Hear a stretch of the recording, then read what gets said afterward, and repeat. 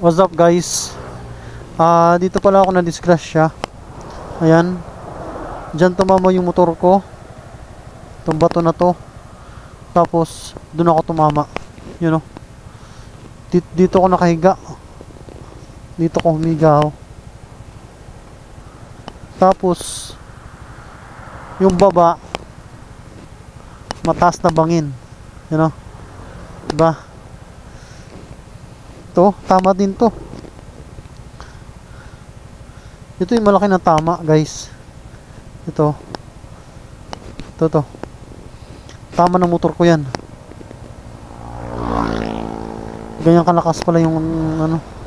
Tapos ito, gas-gas din to sa motor ko. Ano?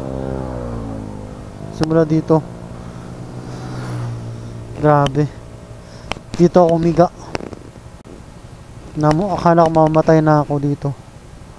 Nung part na to. Tapos nandito yung mga riders na hindi ako iniwan. Dito sila nakatambay. Tapos yung motor ko, di ko alam kung saan banda pinulot yung motor ko. Wala na akong alam eh.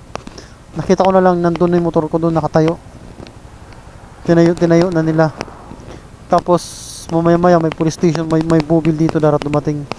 Pumaras si dyan, tapos nirescue ako. Kaya hinatid ako sa police station. Tapos yung motor ko, yung police yung nagdadrive, diba? Ito tama ng motor, tama yan. Pati yun dun, yun yung malaki.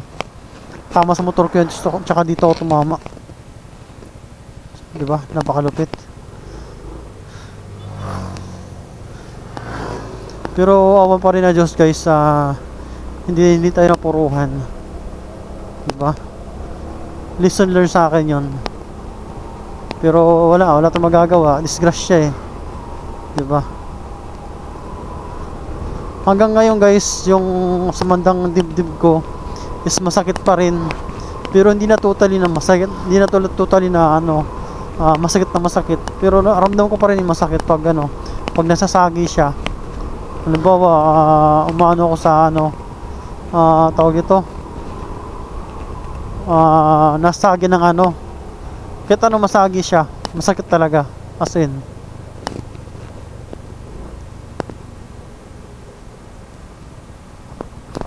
At saka pag napupunta sa lubak, kapag nabibigla ako sa lubak, yun, masakit siya. Masakit pa rin yung tama sa akin ng nung nadisgrasya ako.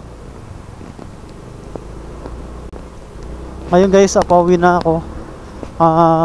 Bali guys, ka-out ko lang sa trabaho ko. Kahapon, kanina ako kagabi ako nag-start ulit pumasok sa trabaho ko. Ilang araw din kasi ako ng di nakapasok dahil sa mga nangyari sa akin. Yan. Lahat ng yun na hindi ko naman kagustuhan yun. Disgrasya talaga. Buti na lang wala akong nadamay na tao na wala akong nadamay na tao nung nadisgrasya ako. Buti ako lang.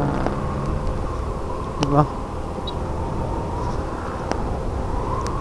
Yan guys, pauwi na tayo ngayon.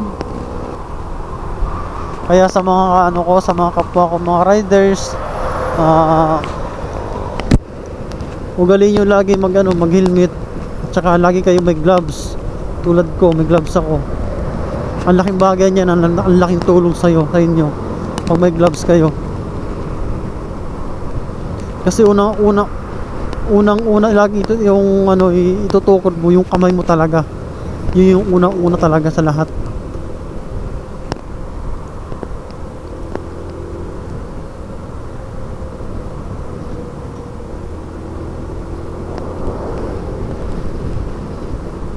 Tapos yung motor ko, laki na gastos ko din. Putik niyan. 3,000 na gastos ko sa pagpapagawa ng motor ko. Diba?